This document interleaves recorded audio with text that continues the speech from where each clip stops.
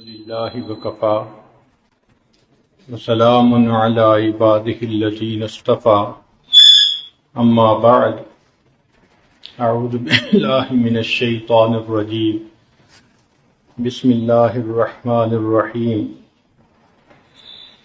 شهر رمضان الذي أنزل فيه القرآن سبحان ربك رب العزة عما يصفون وسلام على المرسلين والحمد لله رب العالمين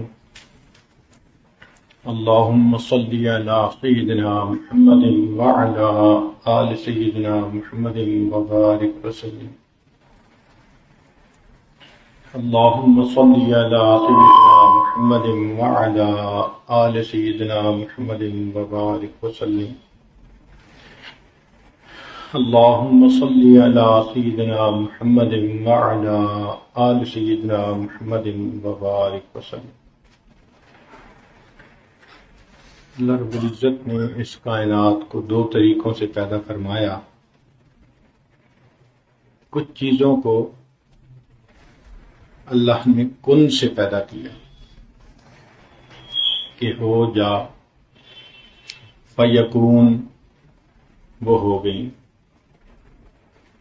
انما امرہ اذا اراد شیئا ان یقول له کن فیکون. اللہ رب العزت کی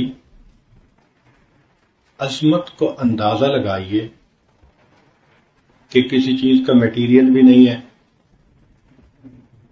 کسی چیز کی پلاننگ بھی نہیں ہے، فقط اللہ نے ارادہ فرمایا تو را میٹیریل بھی بن گیا، اور جو ارادہ تھا اللہ کا اس کے مطابق وہ چیز آنن فانن وجود میں بھی آ گئی. وہ کتنی عظمتوں والے پروردگار ہیں.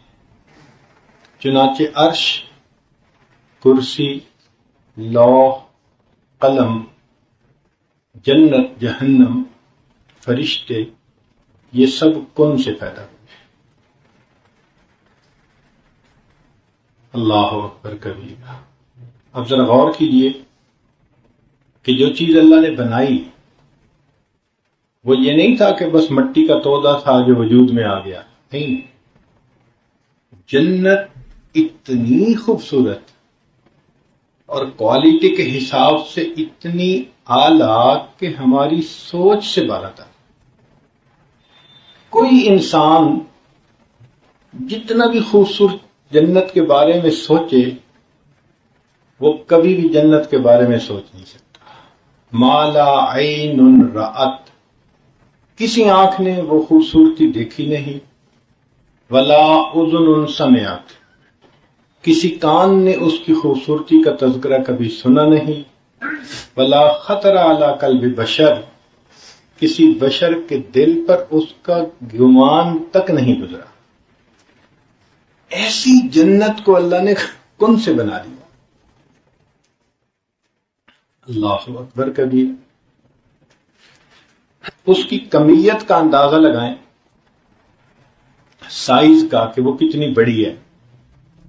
حدیث پاک میں آتا ہے نبی علیہ السلام نے ارشاد فرمایا کہ میں اس جنتی کو دیکھ رہا ہوں جو سب سے آخر پہ جہنم سے نکل کر جنت میں جائے گا. لاسٹ ون جہنم میں جل رہا ہوگا، پھر اللہ تعالیٰ اس کو جہنم سے نکال کے جہنم کے کنارے کھڑا کر دیں گے. جب اس کو یہ یقین ہو جائے گا کہ مجھے جہنم سے تو نکال دیا گیا، تو وہ اللہ تعالیٰ کی بارگاہ میں عرض کرے گا یا رب یا رب. اللہ تعالیٰ فرمائیں گے کیا چاہتے ہو؟ کہے گا اللہ مجھے اس جگہ سے تھوڑا فاصلے پہ کر دیجئے. لا اسمع حسیسها ولا ارى اهلها، نہ میں جہنمیوں کو دیکھنا چاہتا ہوں نہ ان کے چیخ و پکار کو میں سننا چاہتا ہوں. مجھے اتنا دور کر دیں کہ مجھے نہ یہ منظر نظر آئے نہ آواز پہنچے. اللہ تعالیٰ اس کو دور کر دیں گے. فرشتہ آئے گا اس کو ایک تالاب پر لے جائے گا اور کہے گا اغتسل فی ھذا الغدیر، اس تالاب کے اندر نہا لو۔ وہ ایسا پانی ہوگا کہ جب اس میں وہ نہلائے گا تو اس کے جتنے زخم ہوں گے وہ ختم، جو سیاہی ہوگی جل جل کے وہ بھی ختم، اور انتہائی خوبصورت جسم والا وہ انسان بن جائے۔ پھر وہ وہیں کھڑا ہوگا تو اس کو دور سے جنت کا منظر نظر آئیں گے، تو دل میں خواہش اٹھے گی، تو کہے گا یا رب یا رب یا رب۔ اللہ تعالیٰ تو دلوں کے بھید جاننے والے ہیں، وہ فرشتے کو فرمائیں گے بھئی جاؤ پوچھو کیا کہتے ہیں۔ تو جب فرشتہ پوچھے گا تو وہ کہے گا بس وہ جو منظر دور سے نظر آ رہے ہیں نا، بس تھوڑا قریب سے نظر آئیں۔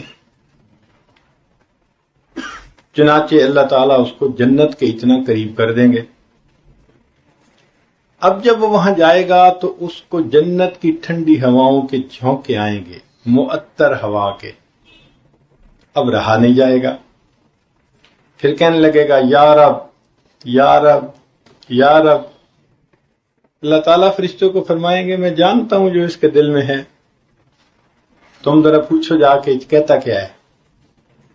یا اللہ بس اتنا دور سے ہوں، جنت کا دروازہ دیکھ رہا ہوں، ذرا قریب کر دیجئے۔ تو فرشتہ اس کو جنت کے دروازے کے قریب کر دے گا۔ اب وہاں پر اس کو جنت اور زیادہ واضح نظر آئے گی، معطر ٹھنڈی ہوائیں آئیں گی، تو پھر وہ کہنا شروع کرے گا یا رب یا رب یا رب۔ تو پھر فرشتہ پوچھے گا بھئی اب کیا چاہتے ہو؟ کہے گا بس میں اور کچھ نہیں کہتا، چونکہ 3-4 دفعہ پہلے کہہ چکا ہوگا نا، کہے گا بس میں کچھ نہیں کہتا، بس یا رب یا رب یا رب۔ تو اللہ تعالیٰ فرمائیں گے کہ مجھے معلوم ہے کہ تیرے من میں کیا ہے۔ تو فرشتے کو اللہ حکم فرمائیں گے کہ اس بندے کو جنت کے اندر داخل کر دو۔ اب یہ بندہ جب جنت میں جائے گا تو ایسی جنت کو دیکھے گا کہ جو اس کے وہم و گمان میں بھی نہیں ہوگی، تو یہ حیران ہو جائے گا، تو پوچھے گا کہ یا اللہ یہ کس کی جگہ ہے؟ تو اللہ فرمائیں گے کہ جتنی بڑی دنیا تم نے دیکھی تھی یہ اس سے 10 گنا بڑی جنت ہے، اور یہ تمہارے لیے ہے۔ تو غور کریں کہ جب آخری جنت کو پوری دنیا سے 10 گنا بڑی جنت ملے گی تو پھر اس سے جو اونچے ہوں گے، جو اولیاء ہوں گے، جو صحابہ ہوں گے، انبیاء ہوں گے اور سید الانبیاء، ان کی جنتوں کے کیا کہنے ہوں۔ اتنی تو جنت کی جسامت ہے۔ پھر جنت کی جو کوالٹی ہے اس کی تو بات ہی کیا کرنی۔ یوں سمجھ لیں کہ ہر بندے کو چھوٹی سی خدائی مل جائے گی،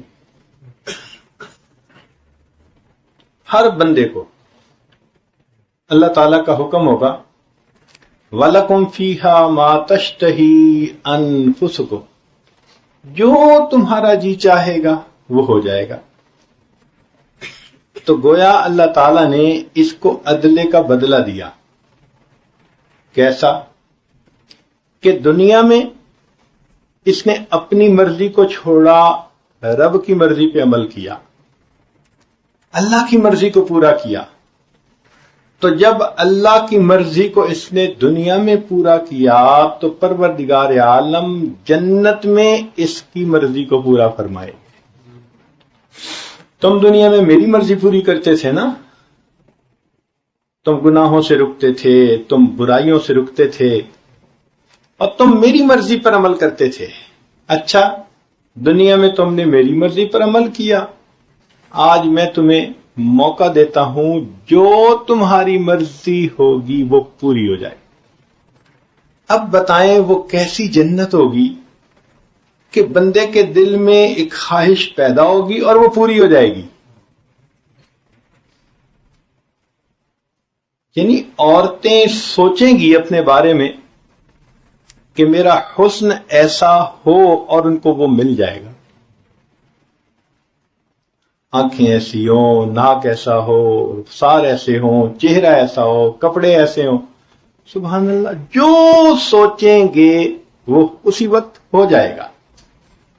تو اس کا مطلب کہ ہر جنتی کو ایک چھوٹی سی خدائی مل جائے گی. جنتی بڑے خوش ہوں گے. اور وہاں کی چیزوں کی کوالٹی ایسی کہ مثال دے کے سمجھایا. بچہ ماں کے پیٹ میں ہوتا ہے تو رحم کے اندر پانی ہوتا ہے جس کے اندر وہ فلوٹ کر رہا ہوتا ہے، لیکوڈ ہوتا ہے.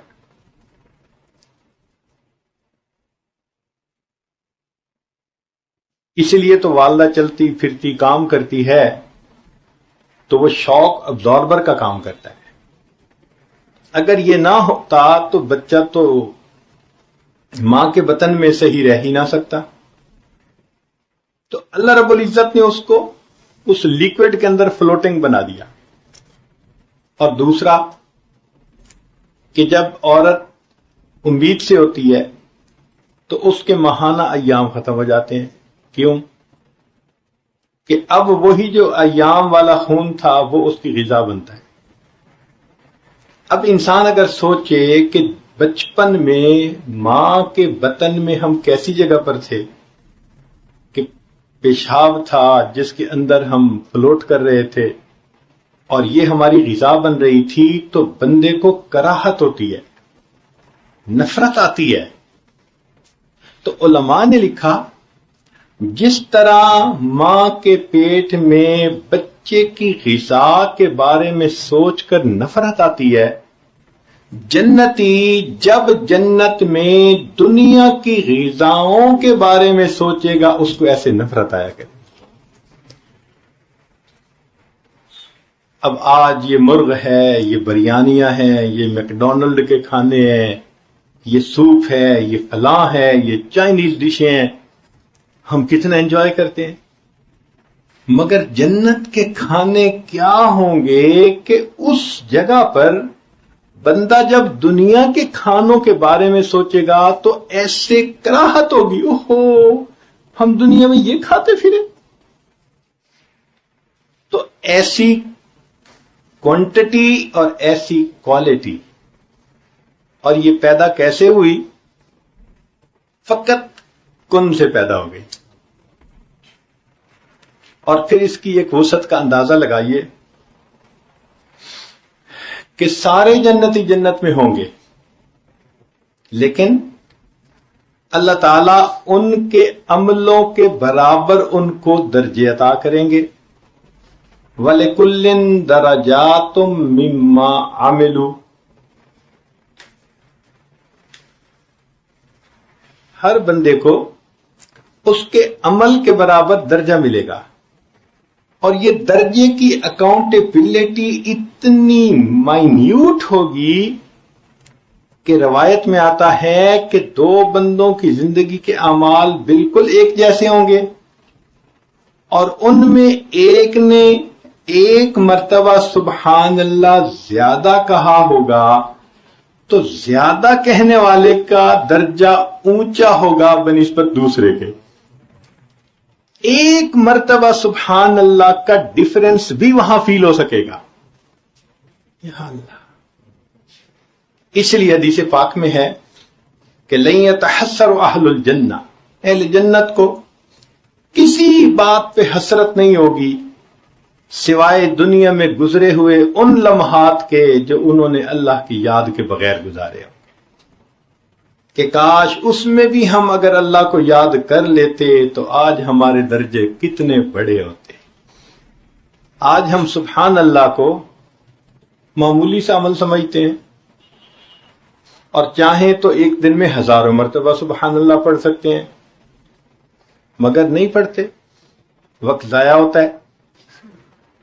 ایک دفعہ سبحان اللہ کا فرق بھی جنتی کے درجے کو نیچے سے اوپر کر دے گا. اور پھر سب سے بڑی بات دیکھیے، اللہ تعالیٰ جنتیوں سے پوچھیں گے کہ کیا تم سب مجھ سے راضی ہو، تمہیں کچھ اور چاہیے؟ وہ کہیں گے کچھ نہیں چاہیے. تو جب وہ کہیں گے کچھ نہیں چاہیے تو پھر اللہ تعالیٰ بالآخر فرمائیں گے اچھا میں تم سے راضی، آج کے بعد میں تم سے کبھی بھی ناراض نہیں ہوں گا. یہ خوشخبری سن کر جنتیوں کو جتنی خوشی ہوگی وہ جنت کی چیزوں کی لذتوں سے بھی زیادہ ہوگی کہ ہمارا رب ہم سے راضی، اب وہ کبھی ناراض نہیں ہوگا. یہ جنت جو اتنی تفاصیل اپنے اندر رکھتی ہے، یہ کیسے پیدا ہوئی؟ کن سے پیدا ہوئی. اللہ تیری عظمتوں پہ قربان جائیں، تیری خالقیت کے اوپر قربان جائیں کہ کن سے آپ نے ایسی چیز بنا دی. ایک دوسرا طریقہ مخلوق کو بنانے کا وہ ہے تدریجن بنانا. کیسے؟ آپ نے بیج ڈال دیا زمین میں تو وہ اگنا شروع ہوا، پھر پہلے پودا بنا، پھر پتے لگے، پھول لگے، پھر پھل لگے، پھر درخت بنتے اس کو 20-30 سال گزر جاتے ہیں. وہ 20-30 سال کے بعد بھرپور درخت نظر آتا ہے. درختوں کی عمریں تو بہت ہوتی ہیں. چنانچہ سائیکیڈ ایک درخت ہے، وہ 1000 سال کے اندر 1 میٹر اونچا ہوتا ہے. 1000 سال کے اندر 1 میٹر اونچا ہوتا ہے. اور دنیا میں ایسے درخت ہیں جو 10-10 میٹر جو ہے وہ اونچے ہیں، سائیکیڈ کے درخت ہیں. صدیوں پرانے درخت. تو ان کو اللہ تعالی نے تدریجن پیدا کیا. اسی طرح انسان کی مثال کہ جب ماں کو امید لگتی ہے تو بچے کے پیدا ہونے میں 10 مہینے کا وقفہ ہوتا ہے. اس دوران اللہ تعالیٰ بچے کا جسم بنا دیتے ہیں اور پھر اس کی ولادت ہوتی ہے. مگر ولادت ہونے کے ساتھ ہی وہ کوئی کھانا نہیں کھانے لگ جاتا، دوڑنے نہیں لگ جاتا، وہ بچہ ہی ہوتا ہے.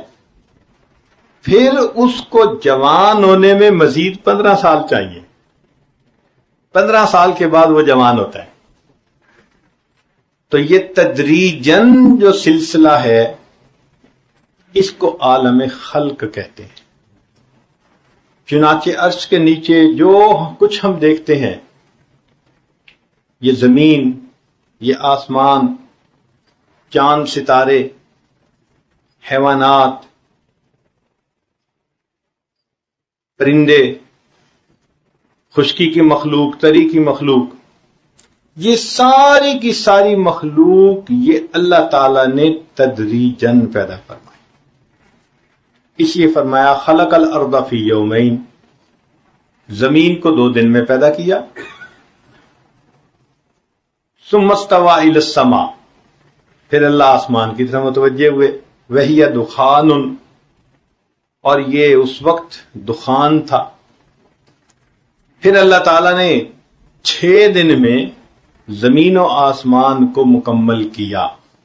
یعنی زمین کے بنانے میں 2 دن اور زمین کے اندر انسانوں کی غذائیت کو رکھنے میں 4 دن لگے.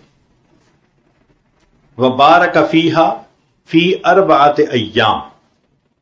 اللہ اکبر، کیا قدرت کی مہربانیاں ہیں کہ زمین کے اندر انسان کی ضروریات کو رکھنے میں 4 دن لگے.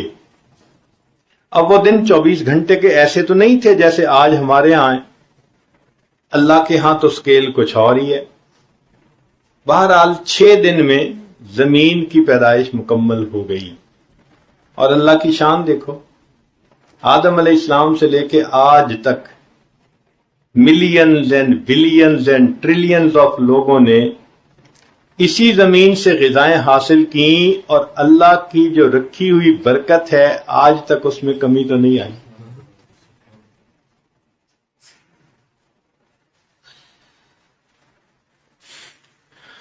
تو ایک عالم امر اور ایک عالم خلق.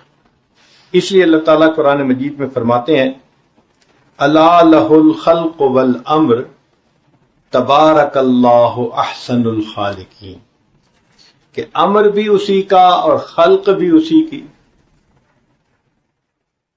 برکت والا ہے وہ پروردگار جس نے اتنا اچھا مخلوق کو پیدا کر دیا.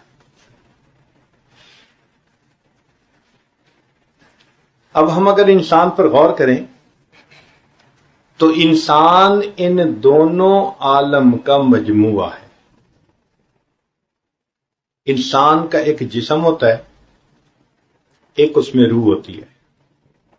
جسم عالم خلق سے اور روح عالم امر سے. انما امرہ یسألونک عن الروح قل الروح من امر ربی، کہہ دیجئے کہ روح تو میرے رب کا امر ہے. تو روح عالم امر سے آئی اور جسم عالم خلق کا. تو دیکھیں انسان مجموعہ بن گیا عالم امر اور عالم خلق کا، دونوں کا. اب اگلی بات کہ جو چیز جہاں سے بنی اس کی غذا بھی وہیں سے. مثلا جسم اس کائنات سے بنا عالم خلق سے، سمجھے مٹی سے بنا، اس کی ساری ضروریات مٹی سے پوری ہوتی. پانی مٹی سے نکلتا ہے، روٹی کی فصل زمین سے، چاول کی فصل زمین سے، لباس کے لیے کاٹن کی فصل زمین سے، گھر بنانے کے لیے جو میٹیریل استعمال ہوتا ہے ماربل سمیت وہ سب کا سب زمین سے. جو انسان پھل کھاتا ہے، سبزیاں کھاتا ہے، سب زمین سے. سونا، چاندی، انسان کی ضرورت کی ہر چیز زمین سے نکلتی ہے. یہ بدن کی ضرورت ہے.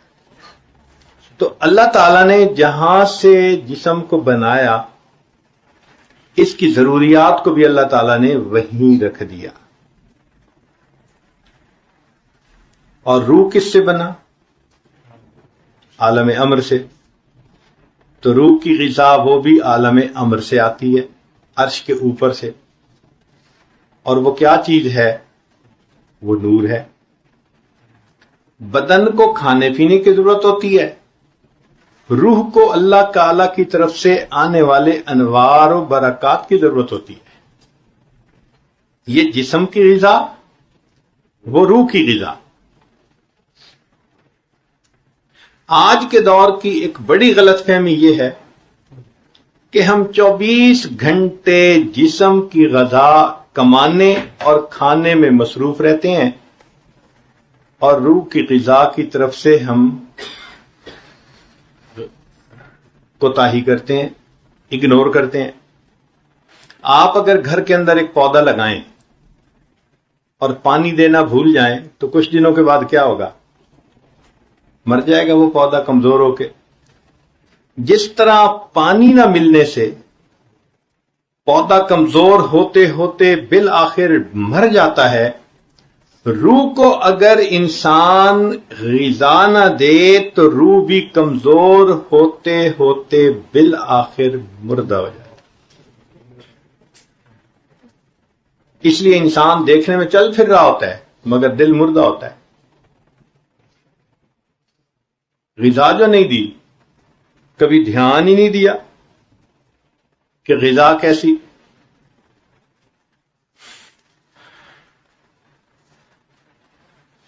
جب انسان کی روح کمزور ہو جاتی ہے تو اس کے اوپر نفسانیت غالب آ جاتی ہے. نفسانیت غالب آنے کا نتیجہ کیا ہوتا ہے کہ اعمال کرنے دشوار ہو جاتے ہیں. بندے کو بخار ہو جائے اور آپ اس کو کہیں کہ جناب یہ ذرا 20 کلو کا وزن سر پہ اٹھا کے فلاں جگہ پہنچاؤ، کہے گا بھائی مجھ سے تو نہیں پہنچائے جاتے، میں تو اٹھ کے بیٹھ نہیں سکتا۔ جس طرح جسمانی بیمار انسان بوجھ نہیں اٹھا سکتا، کام نہیں کر سکتا، اسی طرح جو روحانی بیمار ہو سکتا ہے وہ نیک اعمال نہیں کر سکتا۔ اور اس کی دلیل قرآن عظیم الشان میں سے اللہ تعالیٰ فرماتے ہیں نماز کے بارے میں وَإِنَّهَا لَكَبِيرَةٌ إِلَّا عَلَى الْخَاشِعِينَ، کہ سوائے خاشعین کہ یہ نماز بھاری ہوتی ہے، بوجھ ہوتا ہے اس کا پڑھنا۔ کتنے لوگ ہیں جو صبح وقت کہتے ہیں جی فجر میں اٹھنا بڑا مشکل،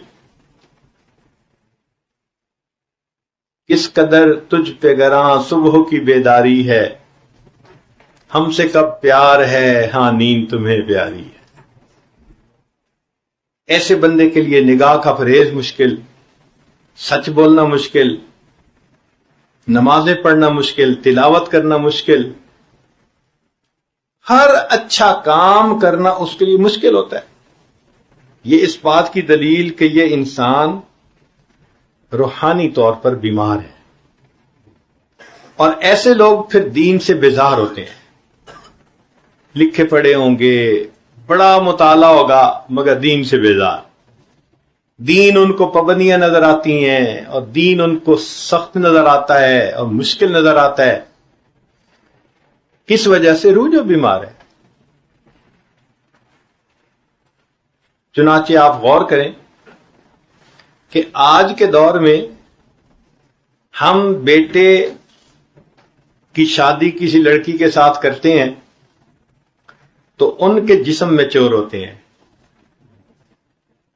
خاوند کی عمر 22 سال اور بیوی کی عمر 20 سال، تو جسم تو میچور ہو گئے، کیونکہ 20 سال ان کو کھانا ملتا رہا، غذا ملتی رہی، نورشمنٹ ملتی رہی، تو جسم پروان چڑھا، اور ان کی روح، اس کو تو غذا نہیں ملی ہوتی، تو روح کی ڈیولپمنٹ نہیں ہوتی۔ تو روح کی مثال 3 سال کے بچے کی۔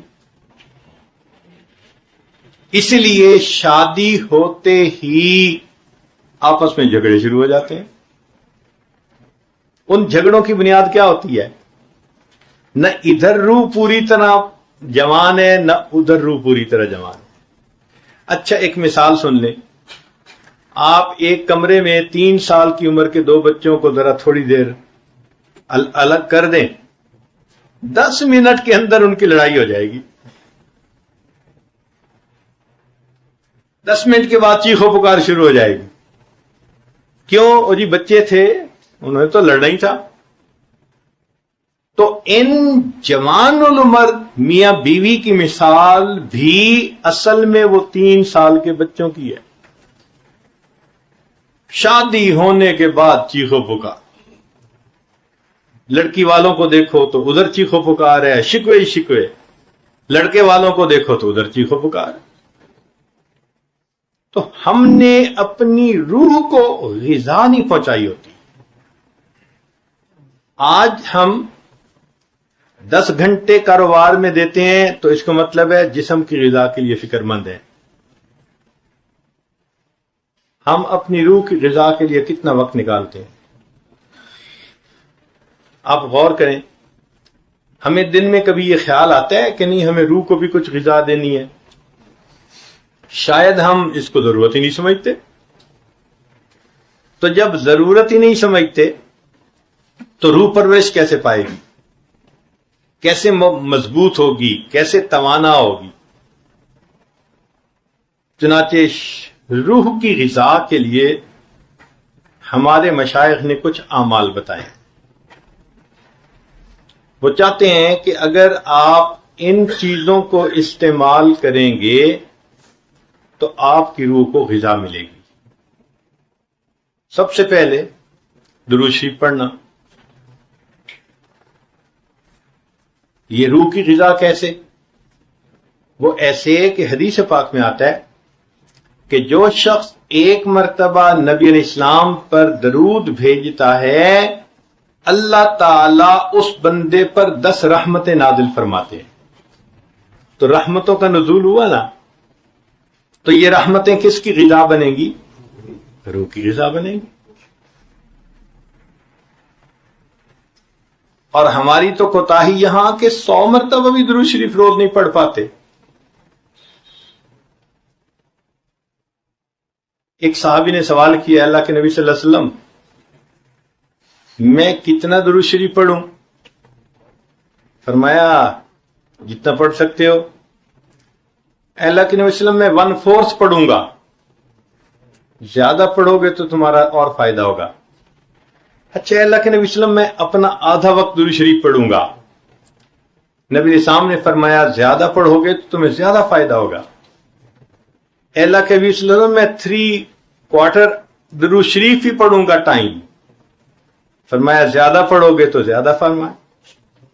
حدیث پاک میں ہے کہ اس صحابی نے کہا اے اللہ کے نبی صلی اللہ علیہ وسلم میں پورا وقت ہی درود شریف پڑھتا رہوں گا.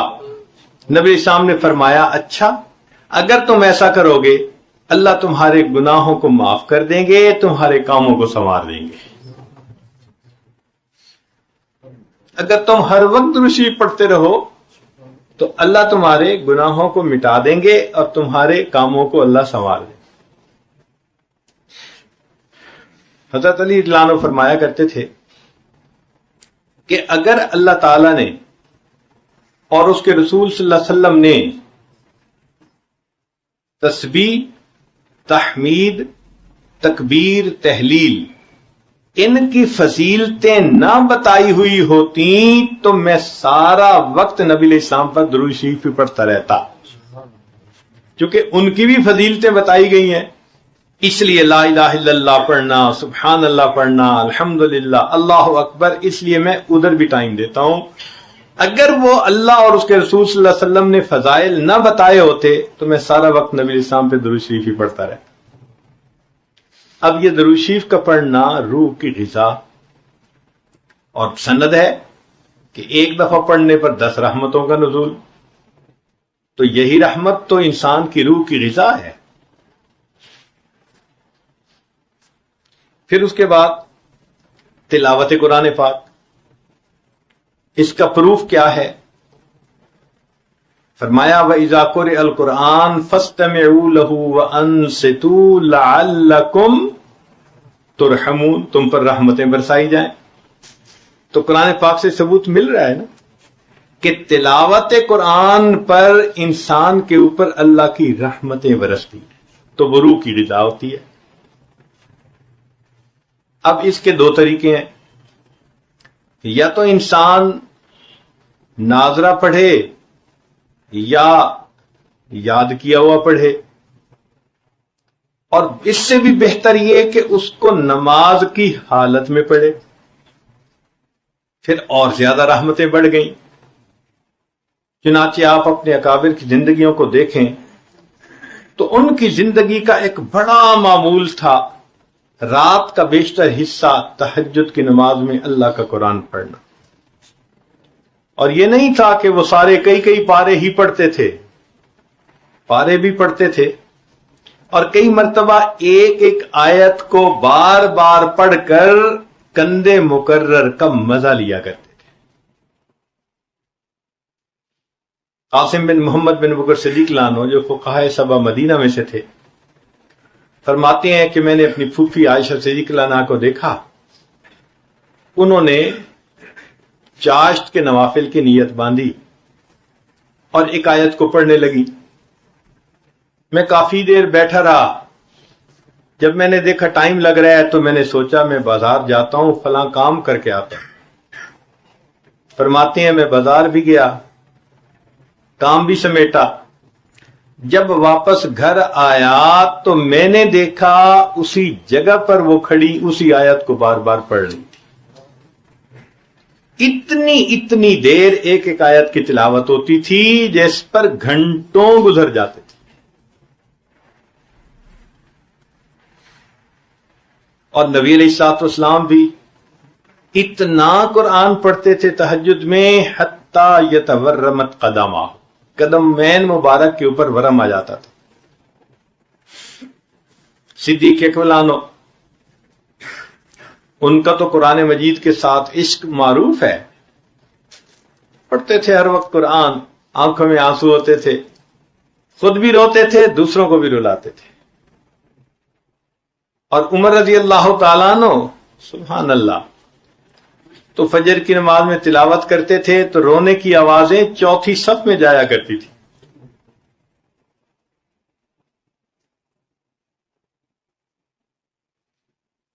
سیدنا امام اعظم ابو حنیفہ رحمۃ اللہ علیہ کے بارے میں لکھا ہے کہ 40 سال عشاء کے وضو سے فجر کی نماز کا معمول رہا. اب اس کا یہ مطلب نہیں کہ کبھی درمیان میں کچھ تبدیلی نہیں ہوئی، یہ تو عرف میں ایک بات کی جاتی ہے، اور جو بات عرف میں کی جائے اس کو اسی طرح قبول کرتے ہیں. اس کی مثال سن لیجئے. ایک بندہ پڑھتا ہے، پھر کالج میں پڑھانے لگ جاتا ہے، حتیٰ کہ پڑھاتے پڑھاتے اس کی وہیں وفات ہو جاتی ہے. تو لوگ بات کرتے ہیں، اور جی اس نے تو ساری زندگی بس پڑھنے پڑھانے میں ہی گزار دی. اب اس کا کیا مطلب؟ درمیان میں ایک دن بھی چھٹی نہیں ہوتی تھی.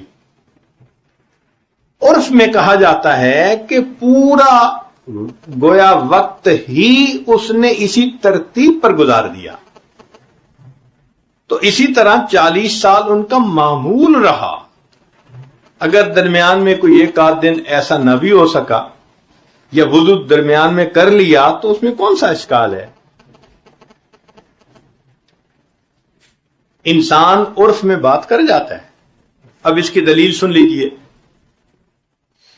قرآن مجید میں ہے، ملکہ بلقیس تھی، وَأُوتِيَتْ مِن كُلِّ شَيْءٍ، ہر چیز اس کے پاس تھی.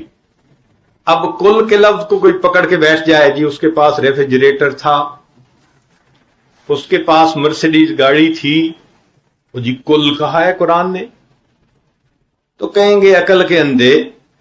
اس زمانے میں جو بادشاہوں کے پاس ہوتا تھا وہ سب کچھ تھا. اب کل کے اندر کیوں تفصیل لے کے بیٹھ گئے ہو کہ یہ تھا یہ تھا یہ تھا؟ تو عرف میں بات کی جاتی ہے. تو اسی طرح یہ کہا کہ 40 سال عشاء کے وضو سے فجر کی نماز پڑھی، معمول تو رہا نا ان کا. خود امام شافعی رحمۃ اللہ علیہ فرماتے ہیں، میں مکہ مکرمہ سے مدینہ طیبہ گیا تو مجھے 16 دن لگے راستے میں، اور میں نے اس دوران 16 مرتبہ قرآن مجید کو مکمل پڑھ لیا. اتنا قرآن پاک پڑھا کرتے تھے. اب ذرا ہم اپنی زندگیوں کو دیکھیں، کتنی تلاوت ہے ہماری زندگیوں میں. اکثر تو ایسے کہ قرآن پڑھتے ہی نہیں ہیں. اکثریت کی زندگی میں قرآن کی تلاوت آج نہیں ہے، اور جو پڑھتے بھی ہیں تو وہ بھی پاؤ پڑھ لیا، آدھا پارہ پڑھ لیا. مشکل سے ایسے لوگ ہوں گے جو ایک پارہ پڑھتے ہوں. تو اس کا مطلب ہے کہ ہم اپنی روح کو غذا پہنچا ہی نہیں رہے. بھائی کھانا تو کھاتے ہیں دن میں 3 مرتبہ، اور اگر ایک دن کھانا نہ ملے، نہ ناشتہ، نہ دوپہر کا کھانا، نہ رات کا کھانا، تو اگلے دن اٹھتے ہوئے سر چکراتا ہے، کھڑا نہیں ہوا جاتا.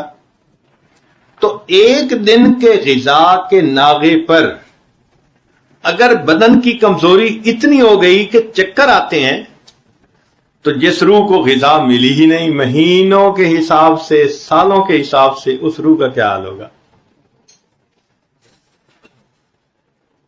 اس لیے اللہ تعالیٰ نے دن میں 5 وقت نماز متعین فرمائی کہ میرے بندوں کو دن میں 5 مرتبہ روحانی غذا ملنی چاہیے. جو 5 نمازیں پڑھتا ہے اس کی روح کو 5 مرتبہ نورشمنٹ مل جاتی ہے، اور انسان روحانی طور پر مضبوط محسوس کرتا ہے. پھر تیسری چیز اللہ کا ذکر، اس سے بھی نور اترتا ہے، اور اس کی دلیل قرآن عظیم الشان میں حدیث مبارکہ میں بھی ہے. نبی اسلام نے فرمایا، جب کچھ لوگ اللہ کی یاد کے لیے اکٹھے ہوتے ہیں، نزلت علیہم السکینہ، ان پر سکینہ نازل ہوتی ہے۔ اور قرآن مجید میں سکینہ کا مطلب نور، فَأَنزَلَ اللَّهُ سَكِينَتَهُ عَلَى رَسُولِهِ وَعَلَى الْمُؤْمِنِينَ۔ تو سکینہ نور کو کہتے ہیں، برکت کو کہتے ہیں۔ تو یہ ذکر کرنے پر انسان کے اوپر سکینہ نازل ہوتی ہے۔ جتنی دیر ذکر کرتا رہے گا اتنی دیر روح کو غذا ملتی رہے گی، چاہے زبانی ذکر کرے یا چاہے قلبی ذکر کرے۔ اس لیے فرمایا کہ جب تم جنت کے باغوں میں جاؤ تو چر لیا کرو۔ صحابہ نے پوچھا جی جنت کے باغ کیا؟ فرمایا حلق الذکر، ذکر کے حلقے۔ تو معلوم ہوا کہ یہ جو ذکر کے حلقے ہیں ان پر اللہ کی طرف سے رحمتیں اترتی ہیں۔ اور حدیث پاک میں ہے کہ جب کچھ لوگ اکٹھے ہوتے ہیں من بلاد شتیٰ، مختلف شہروں سے، وقبائل شتیٰ، مختلف قبیلوں برادریوں کے، ایک جگہ اللہ کو یاد کرنے کے لیے اللہ ان کے اوپر اپنی رحمت نازل فرما دیتے ہیں۔ تو ذکر سے بھی انسان کی روح کو غذا ملتی ہے۔ اور ہم کتنا ذکر کرتے ہیں؟ پوچھو ذرا، ناشتے میں لگتا ہے آدھا گھنٹہ، اور دوپہر کے کھانے میں ماشاء اللہ 1 گھنٹہ، اور رات تو باہر کھانے کی عادت ہوتی ہے نا کئی لوگوں کو، تو لگاتے ہیں 2 گھنٹے۔ تو جہاں کھانے پہ 3 گھنٹے 24 میں سے لگا دیے، وہاں ذکر کے لیے کوئی کہتا ہے 5 منٹ، کوئی کہتا ہے جی 2 منٹ، کوئی کہتا ہے 10 منٹ۔ بھائی اگر کسی پرائمری بچے کو کہے نا، پرائمری پڑھنے والے بچے کو کہ بچے تو نے 15 منٹ روزانہ پڑھنا ہے، وہ پرائمری امتحان میں پاس نہیں ہو سکتا، تو کیا 15 منٹ روزانہ مراقبہ کرنے والا ولایت کے امتحان میں پاس ہو جائے گا؟ اور نرسری کلاس میں 15 منٹ روز پڑھے اور پھر کتاب ہٹا لو اس سے، تو 15 منٹ پڑھ کے تو وہ نرسری میں پاس نہیں ہو سکتا۔ تو 15 منٹ مراقبے کر کے ہم کہاں ولایت کا نور پائیں گے؟ تو اس لیے ہمیں چاہیے کہ ہم ذکر زیادہ کریں۔ ہمارے مشائخ نے اس کا آسان طریقہ یہ بتا دیا کہ بھئی دیکھو تم ہر وقت بیٹھے تو نہیں رہ سکتے سب کام چھوڑ کے، تو اس کا بہترین طریقہ دست بکار دل بیار، ہاتھ کام کاج میں مشغول، دل اللہ کی یاد میں مشغول، تو تمہیں گھنٹوں وہ رحمت، وہ نور اپنے دل میں جمع کرنے کا موقع مل جائے گا۔ یہ نغمہ فصل گلو لالا کا نہیں پابند، بہار ہو کے خزاں لا الہ الا اللہ۔ جو بھی ماحول ہو، جو بھی موسم ہو، جو بھی سیزن ہو، ہر حال میں لا الہ الا اللہ۔ اور اللہ تعالیٰ چاہتے ہیں کہ میرے بندے میری یاد میں زندگی گزاریں۔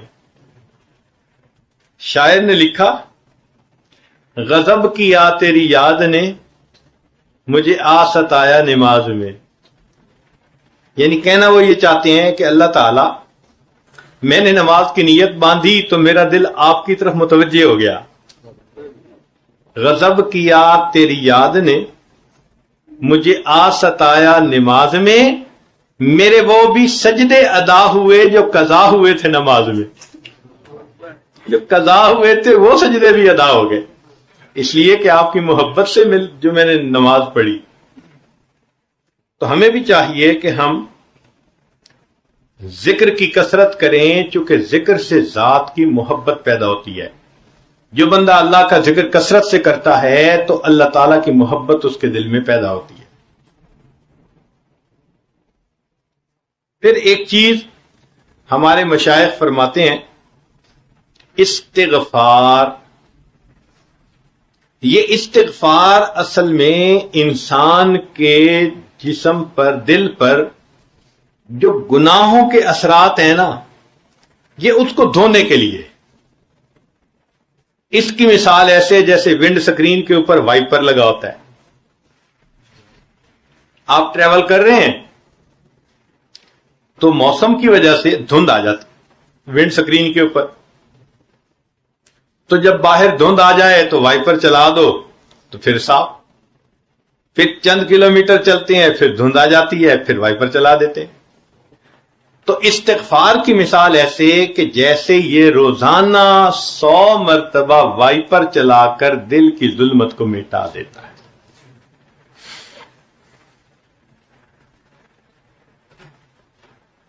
تو یہ اعمال دیکھنے میں تو ایسے ہیں جیسے بھائی نفلی کام ہے، لیکن اگر غور کریں تو یہ نفلی کام نہیں، یہ روح کی غذا ہے. اب یہ اعمال چونکہ عام زندگیوں سے نکل چکے. آج کل تو بچہ پیدا ہوتا ہے تو ذرا ہوتا ہے بڑا تو اس کو نرسری میں لگا دیتے ہیں، سکول میں، کالج میں. تو سکول کالج جانے والے بچوں کو ان معمولات کا کیا پتا؟ جب وہ ان معمولات سے بالکل ناآشنا ہے، اس کا مطلب ان کی روح کو نورشمنٹ مل ہی نہیں رہی، نیوٹریشن مل ہی نہیں رہی. نتیجہ کیا ہوا؟ آپ سکول کالج کے بچوں کو دیکھیں، ان پر نفسانیت غالب ہوتی ہے، شہوات غالب ہیں، خواہشات غالب ہیں، ذرا سی بات پہ لڑنے کے لیے آمادہ ہو جاتے ہیں. یہ علامات ہیں کہ ان کی روح ابھی صحیح طرح پروان نہیں چڑھی. کئی مرتبہ جسمانی بیماریوں کا علاج دوا لینے میں ہوتا ہے، اور کئی مرتبہ اس کا طریقہ کار اور ہوتا ہے، اس کو کہتے ہیں شعاؤں سے علاج. جیسے کسی آدمی کو اگر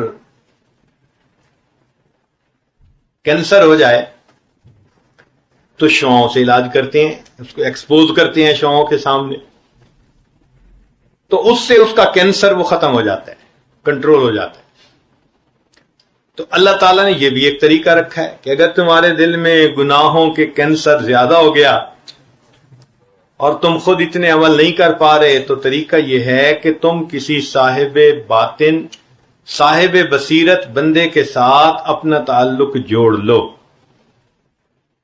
جب تم کسی سے تعلق جوڑو گے تو اس کے قلب کی مثال ایسی ہی ہے جیسے شعائیں ڈالنے والا کوئی آلہ ہوتا ہے، وہ شعائیں ڈال کے گناہوں کو مٹا دیتا ہے. جیسے عام آلہ شعائیں ڈال کے انسان کے جسم سے کینسر کو ختم کر دیتا ہے، شیخ کے دل کی وہ توجہات انسان کے دل سے گناہوں کا کینسر ختم کر دیتی ہے. تو یہ شعاؤں کے ذریعے علاج کہلاتا ہے. اور ویسے بھی ہم نے دیکھا کہ لوہے کو اگر مقناطیس کے ساتھ اگر ملائیں اور کچھ عرصے کے بعد الگ ہٹائیں تو وہ لوہا خود مقناطیس بن جاتا ہے، میگنیٹزم ٹرانسفر ہو جاتا ہے اس میں. اسی طرح جن کے دل میں اللہ کی محبت ہوتی ہے، ان کے ساتھ تعلق جوڑنے سے انسان کے اپنے دل میں بھی اللہ کی محبت بڑھ جاتی ہے، تو اس سے روح میں بیداری آ جاتی ہے.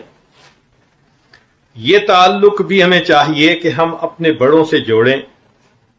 ان اللہ والوں کی مثال ایسی ہے، کسی نے کیا خوبصورت بات کہی، رویتہ شفا و موعظتہ دوا. ان کا دیکھ لینا وہ شفا ہوتی ہے، اور ان کا واز کر دینا انسان کے لیے دوا ہوتی ہے. رویتہ شفا و موعظتہ دوا. اور ایک اور عجیب بات کہی، ينتفع برؤيته قبل روایته. ان کے بولنے سے پہلے ان کے دیدار سے ہی انسان کو نفع مل جاتا ہے، حالانکہ انہوں نے کلام نہیں کیا ہوتا. ينتفع برؤيته قبل روایته، ان کی روایت سے پہلے ان کی رویت سے ہی نفع مل جاتا ہے. بات ہی نہ کریں پھر بھی فائدہ ہوتا ہے.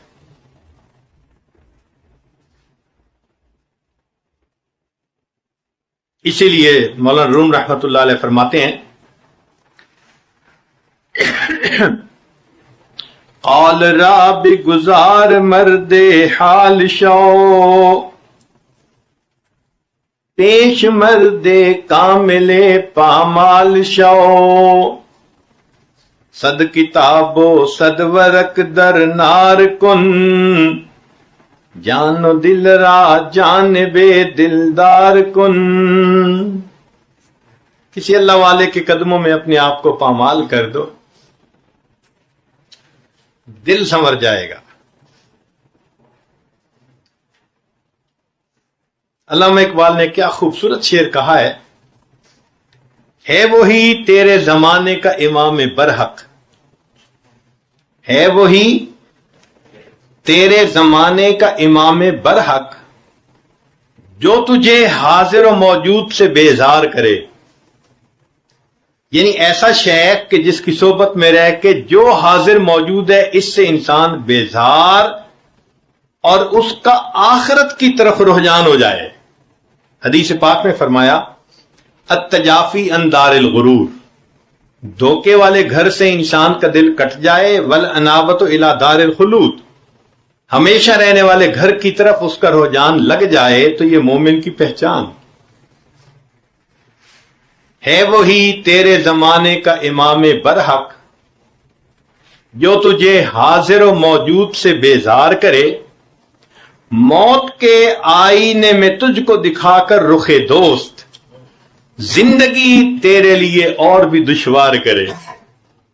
وہ تجھے موت کے آئینے میں دکھائے کہ دیکھو، دیکھنے میں یہ موت ہے، حقیقت میں یہ تمہارے یار کا وصل ہے. موت کے آئینے میں تجھ کو دکھا کر رخ دوست زندگی تیرے لیے اور بھی دشوار کرے. تو جب انسان کو یہ محسوس ہو کہ مرنے کے بعد اللہ سے وصل ہوگا تو پھر تو وہ موت کی تمنا کرے گا نا، اور پھر وہ آخرت کی تیاری کرے گا. ہے وہی تیرے زمانے کا امام برحق جو تجھے حاضر و موجود سے بیزار کرے، موت کے آئینے میں تجھ کو دکھا کر رخ دوست زندگی تیرے لیے اور بھی دشوار کرے. دے کے احساس زیاں تیرا لہو گرما دے. احساس زیاں مطلب ہے نقصان کتنا ہو چکا، اس کا احساس پیدا کرے.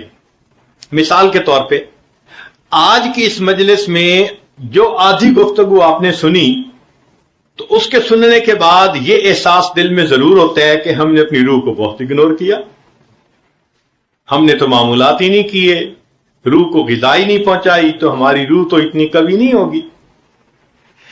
یہ احساس زیاں کہ میرا تو بہت نقصان ہو چکا. دے کے احساس زیاں تیرا لہو گرما دے، فقر کی سان چڑھا کر تجھے تلوار کرے. اللہ اکبر کبیر. تو ایسے حضرات سے تعلق جوڑنا پڑتا ہے، پھر انسان کے دلوں کی بیماریاں ختم ہوتی ہیں اور دلوں میں نور آتا ہے اور روح انسان کی کبھی سے کبھی تر ہوتی چلی جاتی ہے.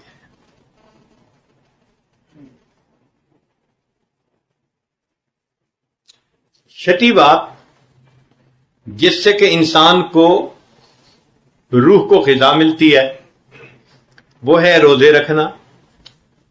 اب رمضان کا مہینہ قریب آ گیا. بھوکا رہنا اصل میں ملکوتی عمل ہے، ملائکہ کا عمل ہے. ملائکہ کھاتے پیتے نہیں ہیں، تو جب انسان بھوکا پیاسا رہتا ہے تو وہ ملکوتی عمل کرتا ہے، فرشتوں والا عمل کرتا ہے. تو یہ ملکوتی عمل اس کے دل کے منور ہونے کے لیے بہت کافی ہوتا ہے. چنانچہ رمضان المبارک رحمتوں کا مہینہ، رحمتوں کا خزینہ، ہر روزے پر انسان کی روح کو انوارات ملتے ہیں.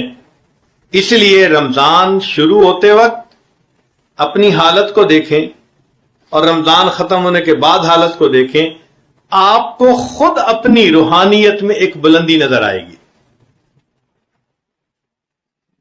اس کی مثال یوں سمجھیں کہ جیسے فیکٹریز چلتی ہیں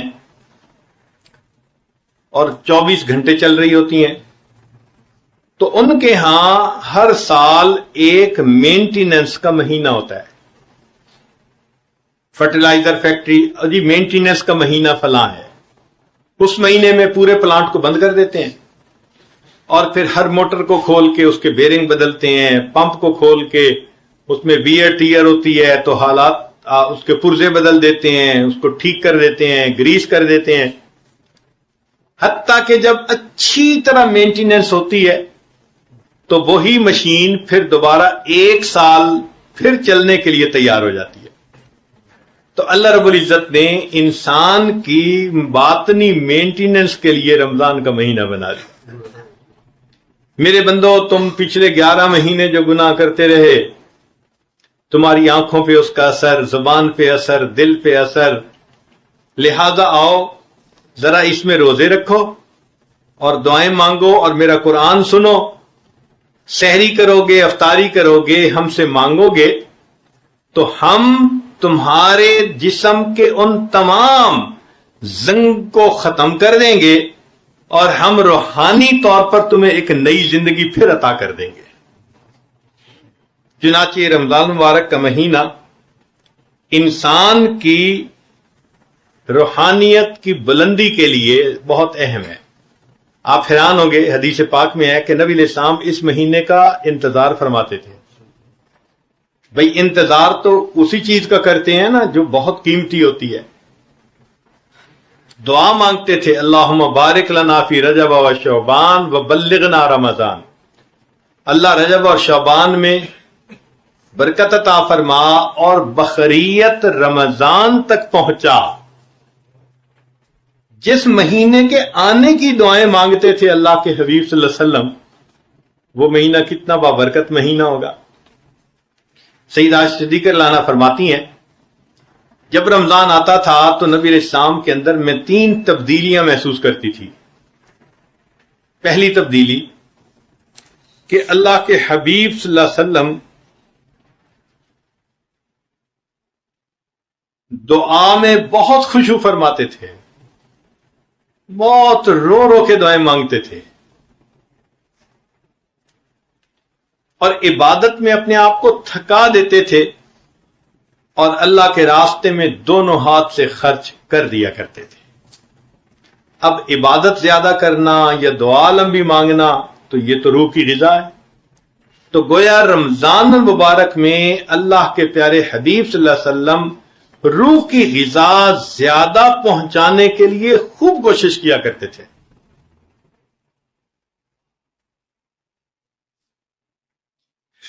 اسی لیے روزے دار کی دعا افطار کے وقت قبول ہوتی ہے۔ تو ہم روز افطار کے وقت دعا مانگیں کہ اللہ ہم باطنی طور پر کمزور ہیں، ہماری کمزوری کو قوت میں تبدیل فرما دے، ہماری روحانی بیماریوں کو ختم کر دے، بد نظری سے بچا لے، جھوٹ سے بچا لے، غیبت سے، حسد سے، کبر سے، عجب سے، جو بیماریاں ہیں ان سے بچنے کی دعا مانگیں۔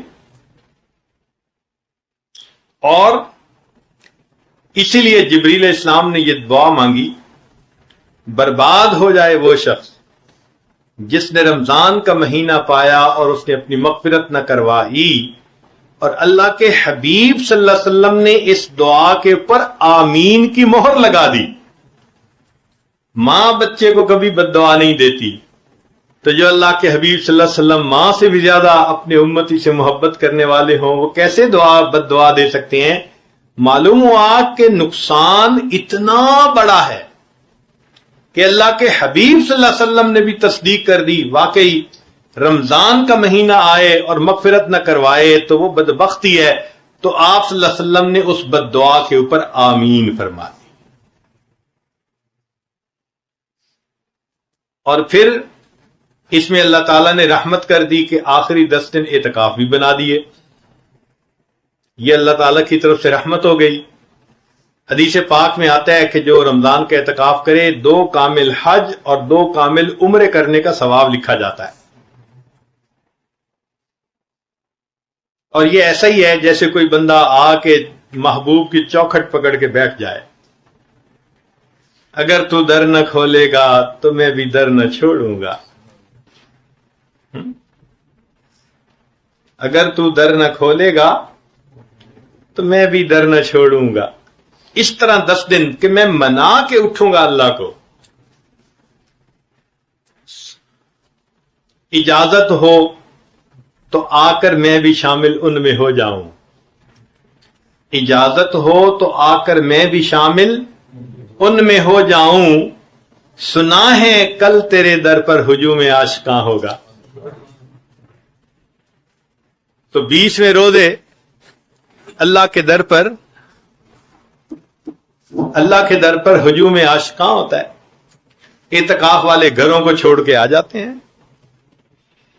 بس اللہ اب تیرے در پر پڑے ہیں اور تجھے منا کے اٹھیں گے۔ جو حضرات سنت اعتکاف نہ کر سکیں وہ محروم بھی نہ رہیں، چھٹی کا دن اعتکاف کر لیں نفل کی نیت سے۔ بہترین طریقہ تو پھر یہی ہے کہ نفل کی نیت 10 دن کی کر لیں، مسجد سے تیار ہو کے دفتر جائیں اور دفتر سے تیار ہو کے مسجد آ جائیں، تاکہ جتنا وقت بھی نفل اعتکاف میں گزرے اتنا تو گزر جائے۔ تو اس رمضان میں ہمیں چاہیے کہ ہم اپنی روح کو جتنی غذا پہنچا سکتے ہیں وہ پہنچائیں، تاکہ روحانی طور پر بھی ہم بالغ ہو جائیں، قوی ہو جائیں۔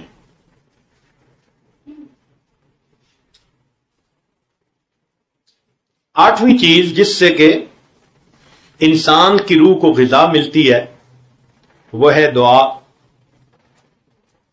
کہ انسان اعمال بھی کرے اور اللہ سے دعا بھی مانگے۔ جب دعا مانگتا ہے تو اللہ تعالیٰ انسان پر رحمت برساتے ہیں اور اس کے ایمان کو کامل کر دیتے ہیں۔ اسی لیے قیامت کے دن منافقین اور منافقات جب دیکھیں گے کہ ان کے تو سروں کے اوپر نور روشنی نہیں ہے، جبکہ ایمان والوں کے پاس روشنی ہوگی، تو وہ کہیں گے انظرونا نقتبس من نورکم، ہماری طرف بھی ذرا توجہ کریں پلیز، ہم بھی آپ کی روشنی سے فائدہ اٹھائیں۔ تو فرشتے کہیں گے قیل ارجعوا وراءکم فالتمسوا نورا، جاؤ پیچھے دنیا میں، یہ نور تو دنیا میں ملا کرتا تھا۔ تو اس نور کی ضرورت ہمیں قیامت کے اندھیرے میں محسوس ہوگی۔ آج اس نور کو حاصل کرنے کے لیے ہم دعائیں مانگیں۔ تو ایمان والوں کو دعا سکھائی کہ وہ دعا مانگتے ہیں کون سے؟ ربنا اتمم لنا نورنا، اللہ ہمارے اس نور کو کامل کر دیجئے۔ تو دعا بھی مانگیں۔ حدیث پاک میں آتا ہے کہ نبی علیہ الصلوۃ والسلام دعا مانگتے تھے۔ اب ذرا اس دعا کو سن لیجئے کہ آپ صلی اللہ علیہ وسلم کو اس روحانی غذا کی کتنی فکر تھی کہ آپ دعا مانگتے تھے۔ فجر کی سنتیں پڑھ کر جب مسجد میں جاتے تھے تو راستے میں یہ دعا مانگتے تھے، اللہم اجعل فی قلبی نورا وفی بصری نورا وفی سمعی نورا وعن یمینی نورا وعن شمالی نورا ومن خلفی نورا ومن امامی نورا واجعل لی نورا، اللہ مجھے ہی نور بنا دیجئے۔ وفی اسبی نورا وفی لحمی نورا وفی دمی نورا وفی شعری نورا وفی بشری نورا وفی لسانی نورا وجعل فی نفسی نورا، میرے نفس کے اندر اللہ نور پیدا کر دیجئے۔ وعظم لی نورا، اللہ میرے نور کو بڑھا کر دیجئے۔ وجعلنی نورا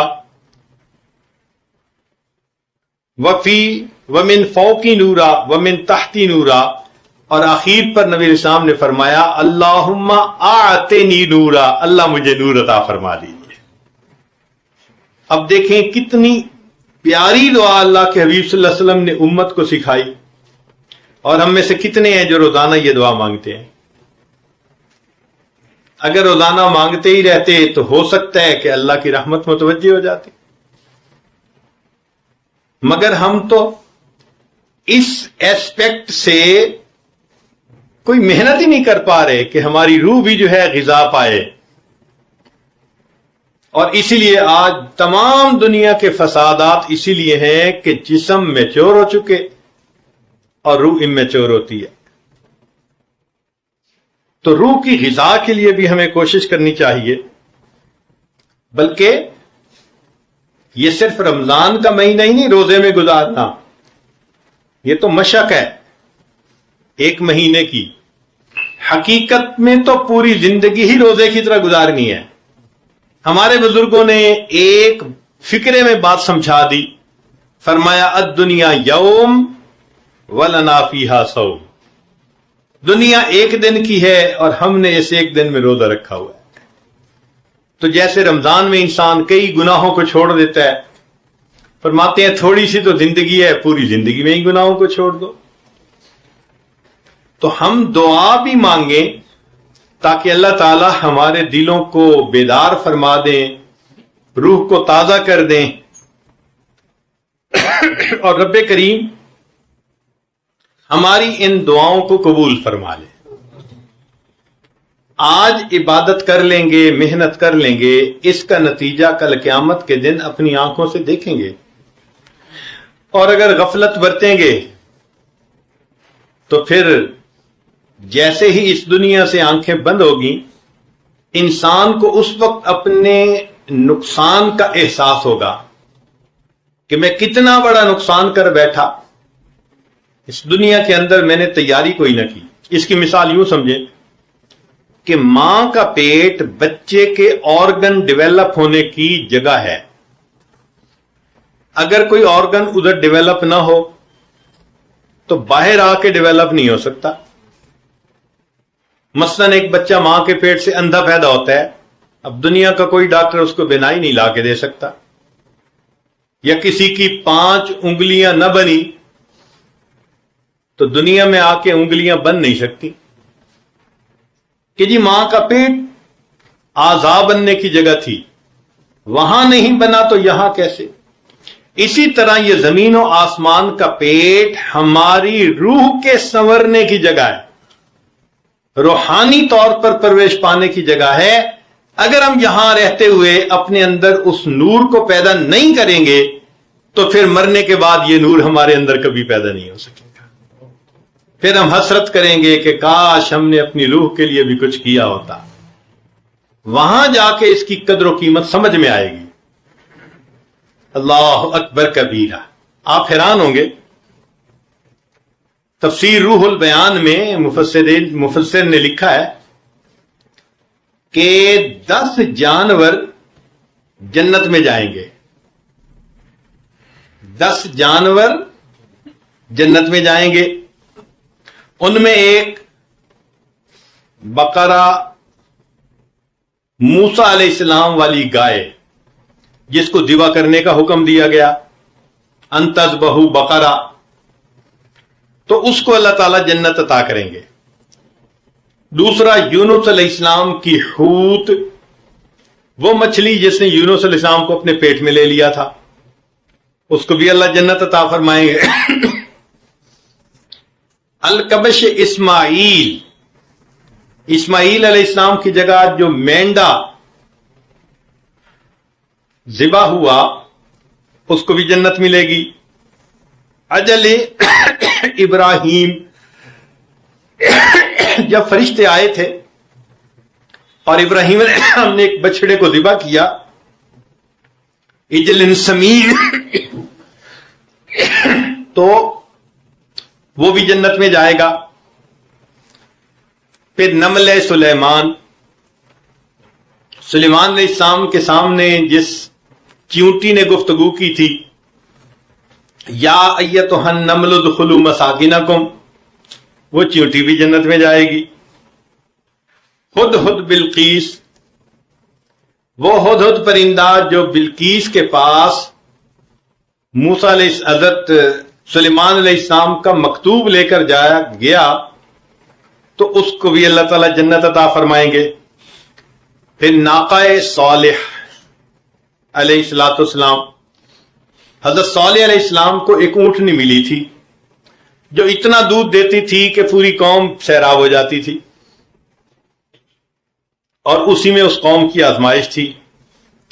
پھر نبی علیہ الصلوۃ والسلام کی ناقہ، جو نبی علیہ السلام کی اونٹنی جس پر آپ صلی اللہ علیہ وسلم سوار ہوئے اور وہ ابو ایوب انصاری رضی اللہ عنہ کے دروازے پر آ کر بیٹھ گئی، وہ بھی جنت میں جائے گی۔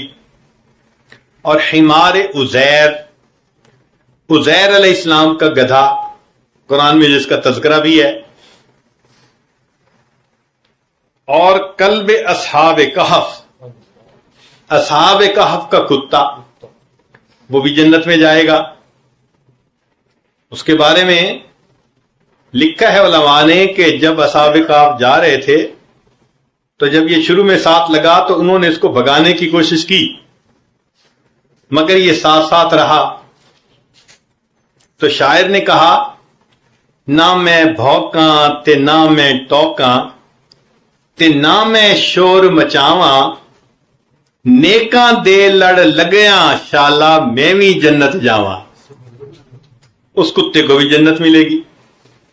اب جب مفسرین نے تفسیر میں یہ بات لکھ دی تو غور کرنے کی بات ہے کہ قیامت کے دن گائے جب دیکھے گی کہ میں تو جا رہی ہوں جنت، اور یہ حضرت انسان جو میرا مالک تھا یہ جا رہا ہے جہنم میں، تو گائے تو کہے گی نا، میں نے ہی تو دودھ دے کے تمہیں پالا تھا، اور تمہارے گوشت کی خاطر میں نے تو ذبح ہونے میں بھی انکار نہ کیا، میں تو اپنے مقصد میں کامیاب ہو گئی ایک جانور ہو کر، تو کیسا میرا مالک تھا کہ تو اپنے مالک کو راضی نہ کر سکا۔ مچھلی کہے گی کہ دیکھو میں تو زندہ بھی حاضر تھی، مردہ بھی حاضر تھی، مچھلی کو حلال کرنے کی ضرورت نہیں ہوتی، وہ حلال ہی ہوتی ہے، تو دیکھو میں نے تو اپنے مالک کو راضی کر لیا، مجھے اپنے دسترخوان پہ کباب بنا کر رکھنے والے، چبا چبا کے کھانے والے، کتنی حسرت کی بات کہ تو اپنے مالک کو راضی نہ کر سکا۔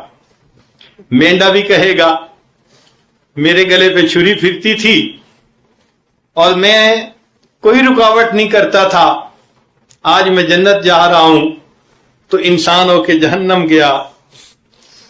مینڈا بھی کہے گا، بچڑا بھی کہے گا، حتیٰ کہ چیونٹی بھی کہے گی کہ دیکھو میرے جسامت اتنی تھی کہ تم اپنے پاؤں کے نیچے مسل دیتے تھے، تمہیں پتہ بھی نہیں چلتا تھا، اور تمہاری میرے اوپر نظر بھی نہیں پڑتی تھی۔ اتنی چھوٹی ہو کر اگر میں نے اپنے مالک کو راضی کر لیا، اے انسان تجھے تو اللہ نے بڑی صفات سے نوازا تھا، تو اپنے مالک کو کیوں نہ راضی کر سکا۔ خود پرندہ کہے گا، میں نے اپنے رب کو راضی کیا، جنت مل گئی، اے انسان کاش تو بھی اپنے رب کو راضی کر لیتا۔ اونٹنی کہے گی کہ دیکھو ہم نے اپنے رب کو راضی کر لیا، تم اپنے رب کو راضی نہ کر سکے۔ اور عجیب بات تو یہ ہے کہ گدھا بھی اس دن انسان کو دیکھ کر کہے گا، اے انسان تو مجھے نفرت کی نظر سے دیکھتا تھا، تو مجھے گدھا کہتا تھا، میرا نام دنیا میں گالی بن گیا تھا، جس سے ناپسندگی کا اظہار کرنا چاہتا تو اسے گدھا کہا کرتا تھا، تو جتنا بوجھ ڈالتا تھا میں نے کبھی انکار نہ کیا، میں نے گدھے ہو کے رب کو راضی کر لیا، تو نے انسان ہو کے رب کو راضی نہ کیا، تو گدھی سے بھی گیا گزرا بنا، اور پھر کتا بھی تو ہوگا۔ اے انسان تو مجھے خشک روٹی ڈالتا تھا، میں ساری رات تیرے دروازے پہ بیٹھ کے پہرا دیتا تھا، اور جس رب نے تجھے طرح طرح کی نعمتیں کھلائیں، تیرے لیے رات تہجد میں اٹھ کے 2 رکعت پڑھنی مشکل تھی، تو مجھ سے نفرت کرتا تھا، برا سمجھتا تھا، میرا نام گالی تھا، مگر دیکھ میں آج جا رہا ہوں جنت میں، اور تو کہاں جا رہا ہے؟ ما سلککم فی سقر، تمہیں جہنم میں کس چیز میں ڈالا؟ تو انسان کہے گا کہ میں اپنے مالک کا وفادار نہیں تھا۔ پھر کیا ہوگا؟ انسان کو کہا جائے گا، فرشتوں آؤ، خذوہ فغلوا ثم الجحیم صلوا ثم فی سلسلۃ ذرعها ذراعا اس کو باندھو اچھی طرح تم زنجیروں کے ساتھ، اور پھر اس کو جہنم کے اندر تم ڈال دو۔ آج اللہ کی اتنی نعمتیں کھا کھا کر ہم اپنے جسم کو پالتے پھرتے ہیں اور روح کا ہمیں احساس نہیں کہ اس کی حالت کیا بری ہوئی پڑی ہے۔ اللہ تعالیٰ آج کی مجلس میں ہمیں اس بات کا احساس عطا فرما دے تاکہ ہم رمضان مبارک کے لیے تیار ہو جائیں، بھرپور عبادت کے ساتھ اس مہینے کو گزاریں، تاکہ رمضان کے ساتھ ہم اپنے رب رحمان کو بھی راضی کر پائیں۔ اور عید کا دن تو خوشی کا ہوتا ہے، عید اسی کی ہوتی ہے جس کو محبوب کی دید ہوتی ہے۔ اللہ تعالیٰ اس رمضان کے بدلے ہمیں بھی اپنی دید پانے والوں میں شامل فرمائے۔ وآخر دعوانا ان الحمد للہ رب العالمین۔